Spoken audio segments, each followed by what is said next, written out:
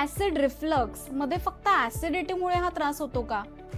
Actually तुम्हाला माहितीये का, जेव्हा आपल्याला ऍसिड रिफ्लक्स होतो म्हणजे काय, वरवर तुम्हाला ऍसिड येतंय असं वाटतं, म्हणजे जेवण झाल्यावर असं वाटतं की आता जेवल्यावरती लगेच तोंडात कडू पाणी येणं, it is a acid reflux.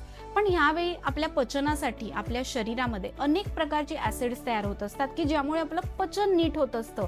पण जो स्फिंक्टर आहे मधला, जर तो बिघडला तरच हे ऍसिड वर येणार आहे ना. म्हणजे दरवेळी फक्त ऍसिड वाढल्यामुळे हा त्रास होत नाही, तर कधी कधी तुमचा जो स्फिंक्टर आहे इसोफेगसच्या इथला तो बिघडला तरी सुद्धा तुम्हाला ऍसिड रिफ्लक्सचा त्रास होतो. तुम्ही अनेक वेळा सगळे अंडरलाईन क्लॉज असतात त्याचा विचार करता, पण मॅग्नेशियमची कमतरता झाली आहे का हा क्लॉज कोणीच विचार करत नाही. मॅग्नेशियम हे तुमच्या मसल्स वरती काम करत असतं. जर मॅग्नेशियम कमी झालं तरी पण तुम्हाला हा त्रास होऊ शकतो. तर मॅग्नेशियम रिच सोर्स जसं पंपकिन सीड्स आहेत, अळशीच्या बिया आहेत किंवा केळं आहे, हे तुमच्या आहारामध्ये आवर्जून ठेवा की ज्यामुळे तुमची ऍसिडिटी कमी होईल आणि तुमचा ऍसिड रिफ्लक्स तुम्हाला वारंवार त्रास देणार नाही.